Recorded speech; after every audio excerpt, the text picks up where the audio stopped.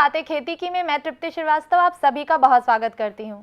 दोस्तों, आज हम बात करेंगे एक ऐसी फसल की जिसमें प्रोटीन की मात्रा बहुत ज़्यादा होती है। पहले गांव के लोग ही इसे इस्तेमाल करते थे, लेकिन आजकल अर्बन एरियाज यानी जो शहरी लोग हैं वो भी इसका बहुत इस्तेमाल कर रहे हैं। अब तो आप पहचान ही गए होंगे, मैं बात कर रही हूँ चने की। इस विषय पर चर्चा करने के लिए हमारे साथ आज मौजूद हैं स्टूडियो में डॉक्टर सतीश चंद्रा जी, जो हमें इसके बारे में बताएंगे। डॉक्टर सतीश चंद्रा जी, आपका हमारे इस स्टूडियो में बहुत बहुत स्वागत है। धन्यवाद। जैसा कि मैंने कहा, चने की अपनी खूबी होती है, आप इसका कितना इस्तेमाल कर रहे हैं? चना तो ऐसी चीज़ है कि भारतवर्ष में दाल रोटी दाल चावल यही दो चीज़ें चलती हैं खाने में, और चना सबसे प्रमुख दलहन है भारतवर्ष का। और ऐसा हो ही नहीं सकता कि जो भारतीय है, चाहे वो शहर में रहता हो चाहे गांव में रहता हो, चने का प्रयोग ना करें। और चने का प्रयोग तो अब विदेशों में भी शुरू हो गया, क्योंकि चने से बने हुए पदार्थ भारत से बाहर जाने लगे हैं, स्नैक्स जिनको बोलते हैं। तो चना काफ़ी अहम है, और भारतवर्ष में सबसे अधिक पैदावार दलहनों में चने की ही होती है। और तकरीबन जो कुल पैदावार दलहनों की होती है उसका आधा हिस्सा चना अकेला पूरा करता है। जी, जैसा आपने बताया कि दलहन फसलों का आधा प्रतिशत पूरा, मतलब 50% किसानों के लिए भी बहुत लाभदायक होगा। फिर तो ऐसे में किसान सही बीज का कैसे चुनाव करें? दलहन में चना जो है वो पहले उत्तर भारत में बहुत होता था। आज से 25-30 साल पहले इसका ज़्यादा जो उत्पादन होता था वो उत्तर भारत में होता था।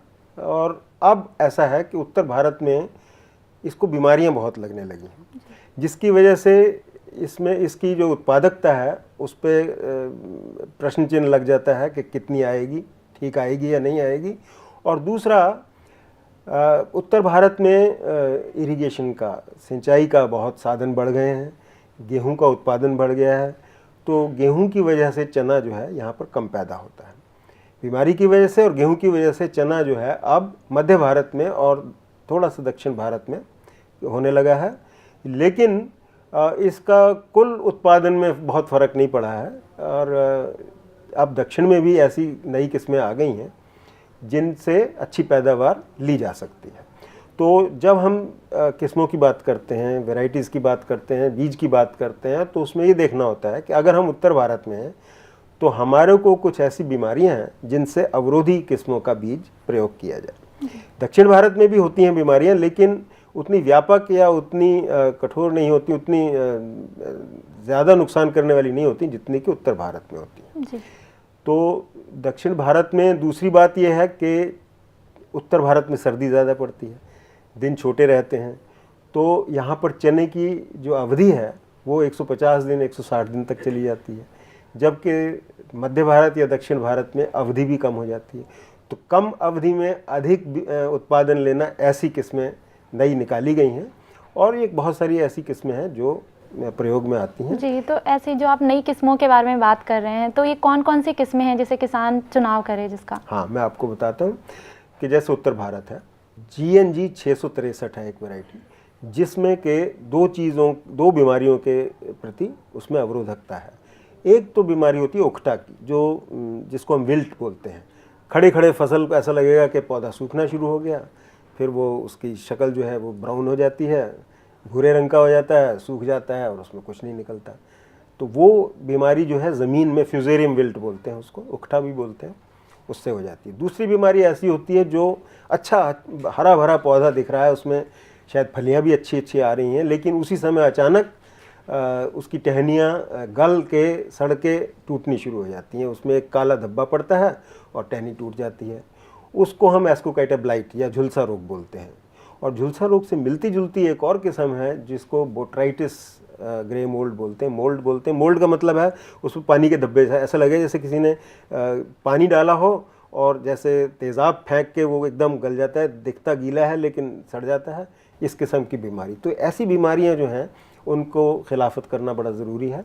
तो एक GNG 663 है जो कि इन बीमारियों से कुछ सहिष्णुता दिखाती हैं। ख़ास तौर से एक RSG 963 किस्म है जो राजस्थान से निकली है, उसमें भी ये उत्पादक भी बहुत अच्छा है और उसमें ये अवरोधी पना है। एक और किस्म निकली है 888 RSG 888, जिसमें के सहिष्णुता है सूखे के प्रति।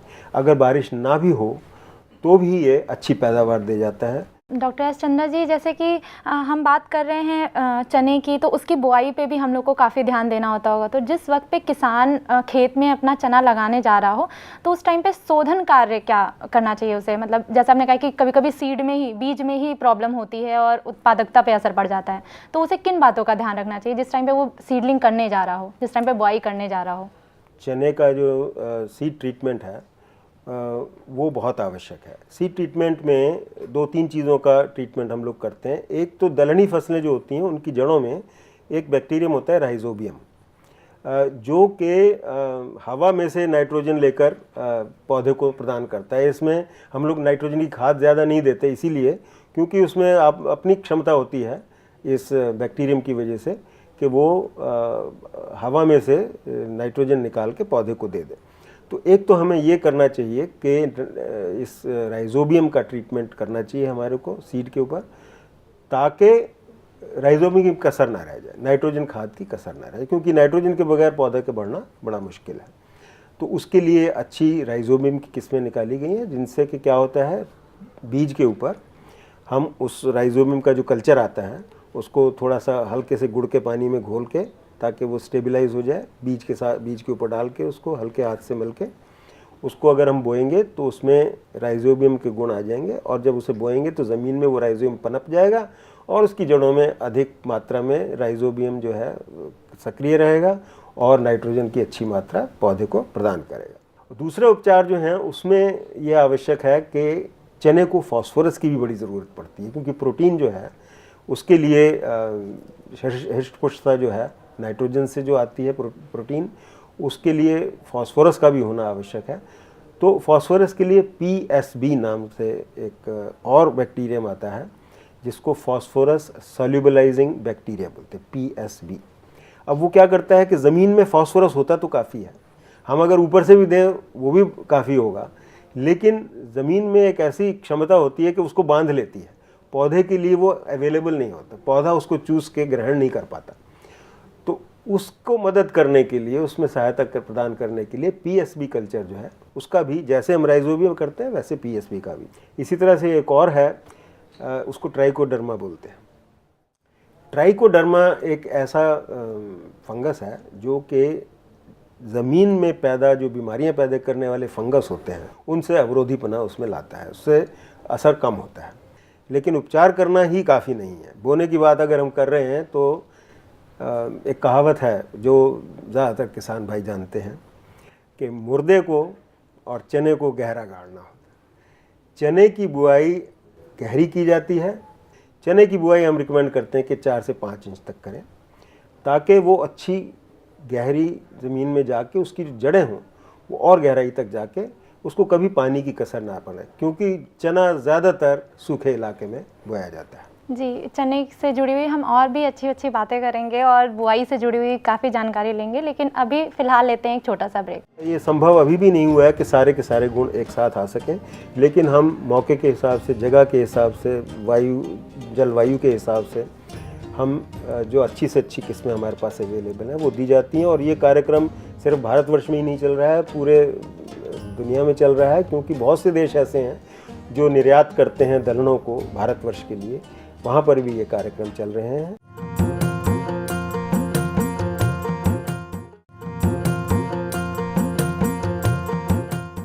दोस्तों, ब्रेक के बाद एक बार फिर से आपका स्वागत है हमारे इस कार्यक्रम में।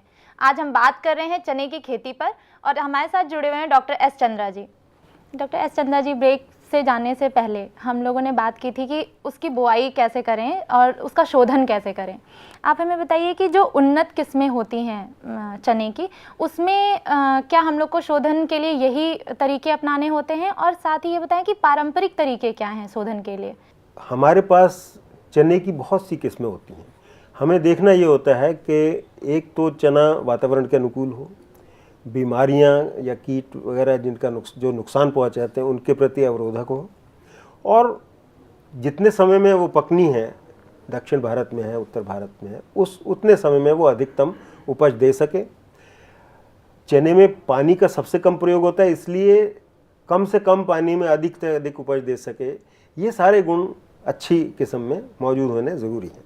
अब ये इतने सारे गुण एक ही किस्म में लाना तभी संभव है जब एक एक गुण को हम अलग अलग किस्मों से लाकर जोड़ दें, और ये जोड़ने का कार्य हम एक संकरण की प्रक्रिया होती है जिसमें कि हम इनको माता पिता के रूप में यूज़ करते हैं अलग अलग किस्मों को जिनमें भी अच्छे गुण पाए जाते हैं, और उनकी जो प्रोजनी होती है, उनके जो बच्चे होते हैं, उनमें से फिर हम उनमें से छांटते हैं ऐसे पौधों को जिनमें सकारात्मक गुण मौजूद होते हैं मिले जुले। और जैसे जैसे इनकी प्रक्रियाएँ बढ़ती जाती हैं, इनकी संतति बढ़ती जाती है, उसमें ये अलग अलग किस्म के पौधे आते रहते हैं, और हमें कोशिश ये करनी होती है कि हम उन पौधों पर ध्यान दें जिनमें ये गुण सम्मिलित रूप से प्राप्त होते हैं, और फिर हम उसका बीज बनाकर किसानों को देते हैं। कोशिश यही है, ये संभव अभी भी नहीं हुआ है कि सारे के सारे गुण एक साथ आ सकें, लेकिन हम मौके के हिसाब से, जगह के हिसाब से, जलवायु के हिसाब से हम जो अच्छी से अच्छी किस्में हमारे पास अवेलेबल हैं वो दी जाती हैं। और ये कार्यक्रम सिर्फ भारतवर्ष में ही नहीं चल रहा है, पूरे दुनिया में चल रहा है, क्योंकि बहुत से देश ऐसे हैं जो निर्यात करते हैं दलहनों को भारतवर्ष के लिए, वहाँ पर भी ये कार्यक्रम चल रहे हैं। बुआई के समय पे जिस वक्त पे किसान बुआई करना चाहता है, उस वक्त पे उसे किन किन बातों का ध्यान रखना चाहिए? मतलब बहुत से तरीके हैं बुआई करने के, मैंने देखा कि कहीं पे लाइन में करके बुआई करते हैं और कहीं पे छिड़क देते हैं, तो कौन सा तरीका बेहतर है? चने को हमेशा कोशिश ये करना चाहिए गहरा बोया जाए, और गहरा बोने के लिए हल का प्रयोग करना आवश्यक है। हल में नली लगाकर उसे गहरा बोना चाहिए, और लाइनों में बोएंगे तो उसके तो बहुत फ़ायदे। लाइनों में बोने का तो आजकल शायद ज़्यादातर किसान जानते हैं कि लाइन में बोने से हमारे को खरपतवार कंट्रोल करने में आसानी रहती है। खेत में अगर कोई हमें और दवाई बीमारी के खिलाफ छिड़कनी पड़े तो उसमें चलने में आसानी रहती है। तो लाइन से बोने के बहुत फ़ायदे हैं, तो हमेशा कोशिश करनी चाहिए लाइन से बोए। और लाइन से लाइन की दूरी 9 इंच काफ़ी है, 25 सेंटीमीटर से 28 सेंटीमीटर बहुत है। और इसमें जो बीज की मात्रा है वो 30 से लेकर 40 किलो प्रति एकड़ या 80 किलो से लेकर 1 क्विंटल प्रति हेक्टेयर के हिसाब से। अगर दाना मोटा है तो ज़्यादा लगेगा, दाना छोटा है तो कम लगेगा, लेकिन इस हिसाब से अगर हम बोते हैं तो, और गहरा बोते हैं हल के पीछे, तो ये बुआई ठीक मानी जाएगी। और छींट के बोना तो बिल्कुल भी हम लोग सिफारिश नहीं करते हैं, और ये गलत तरीका है। चने की खेती के लिए कौन कौन से उर्वरक बहुत फ़ायदेमंद होंगे?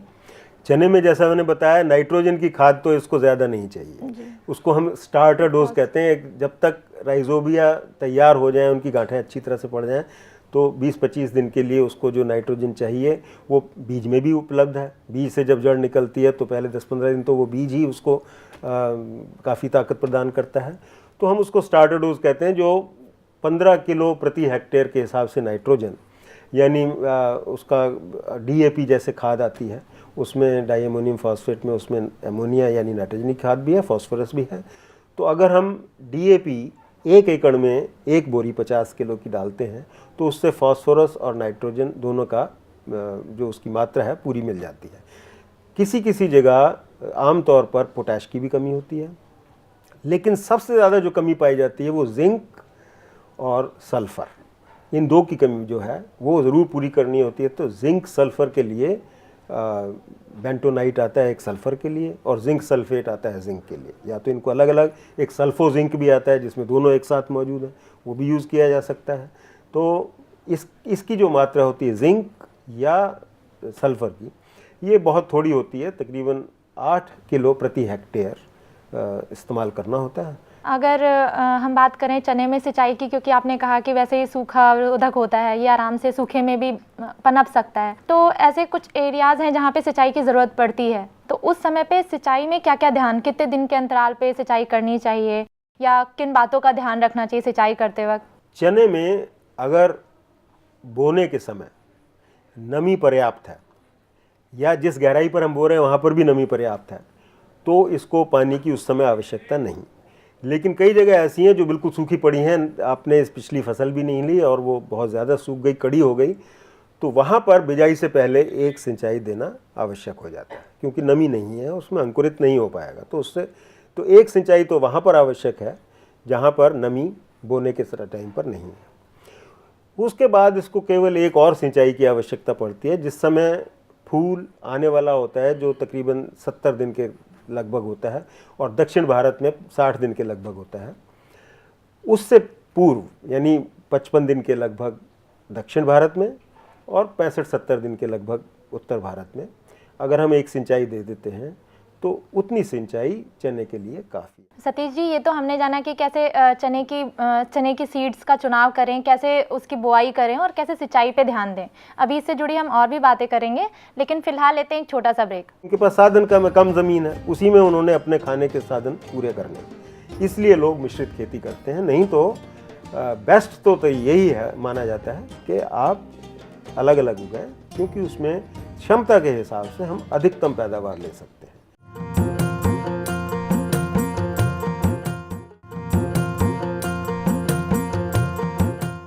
दोस्तों, ब्रेक के बाद एक बार फिर से स्वागत है आपका हमारे इस कार्यक्रम बातें खेती की में। आज हम बात कर रहे हैं चने की खेती के बारे में।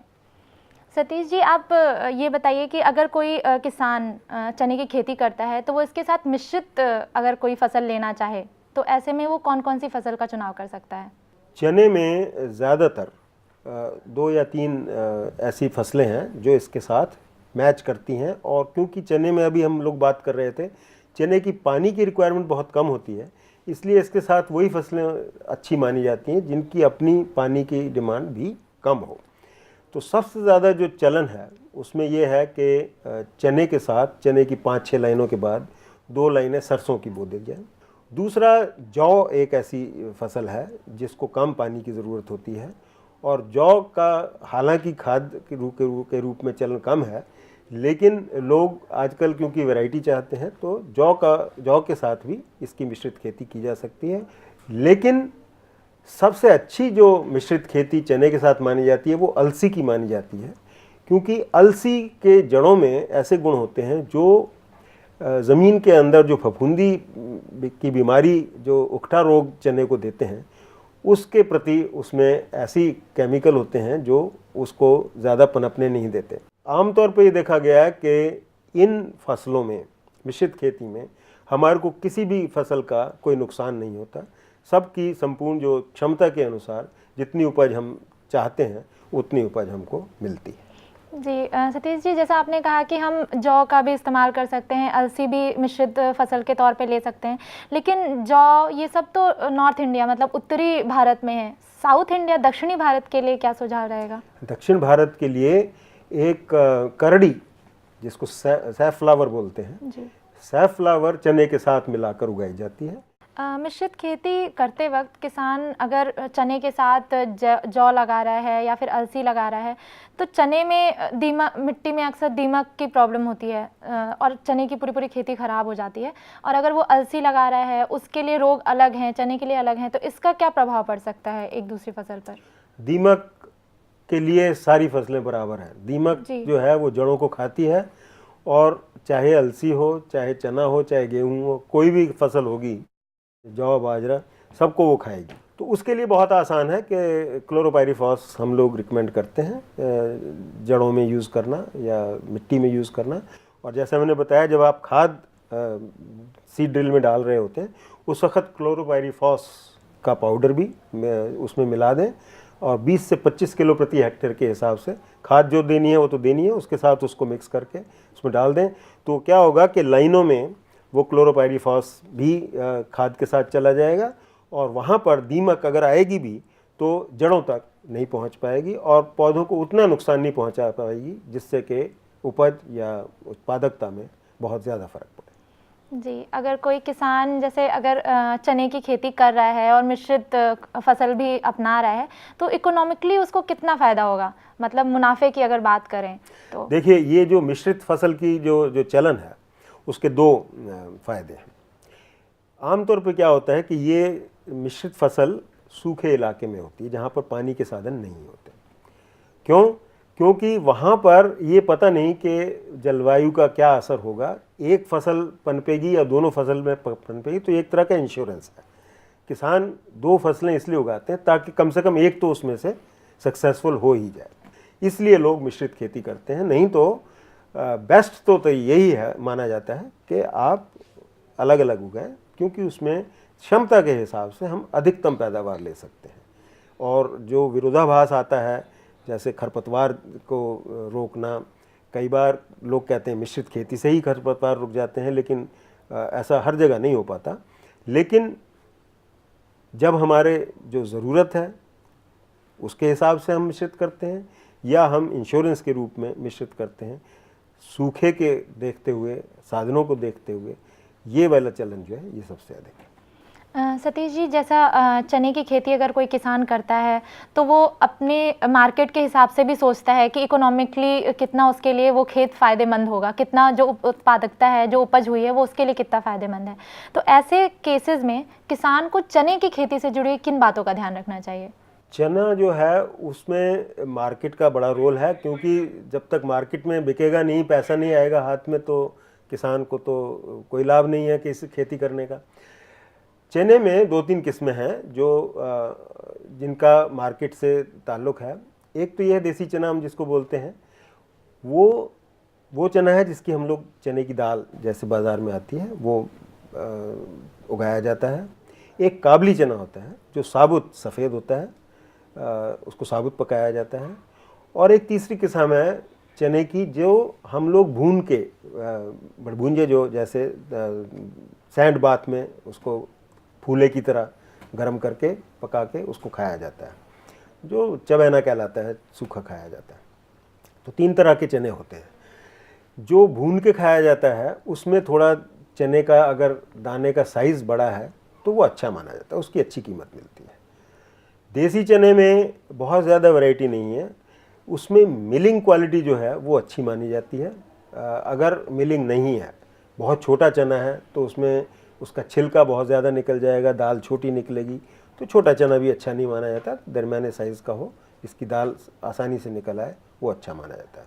और काबली चना ऐसा है जो बहुत पैदा नहीं होता हिंदुस्तान में, लेकिन अब नई किस्में आ गई हैं जिनके द्वारा हरियाणा काबली चना नंबर 1 है, पंजाब की एक काबली चने की वैराइटीज़ हर यूनिवर्सिटी से आ रही हैं, क्योंकि बाज़ार में छोले भटूरे वगैरह जैसे आजकल मिश्रित खाने शुरू हो गए हैं, तो उसके लिए अच्छा माना जाता है।